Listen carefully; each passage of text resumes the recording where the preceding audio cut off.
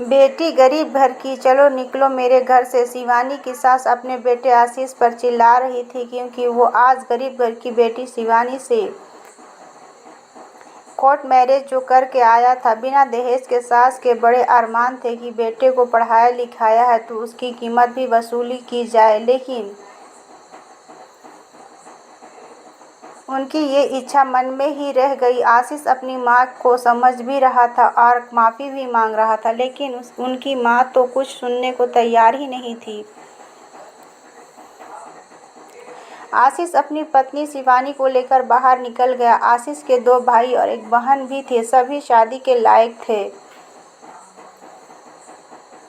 आशीष ने घर से जाने के बाद बहुत बार माँ को फ़ोन किया, लेकिन न ढंग से बात की और न ही घर आने को कहा। फिर भी आशीष ने कहा, माँ, मेरे घर दरवाज़ा आपके लिए सदा खुले हैं। माँ के उपकार मैं कभी नहीं भूलूंगा। जब आपका दिल चाहे आ सकती हो। आशीष की माँ ने दहेज के लालच में दोनों बेटों की शादियां बहुत अमीर घरों में की और बहुएं इतनी नखरीली और आरामपरस्त थी कि आशीष की माँ का जीना हराम कर दिया। आशीष की बहन की शादी की बात जहाँ भी चली वहाँ भी दहेज की मांग होती थी।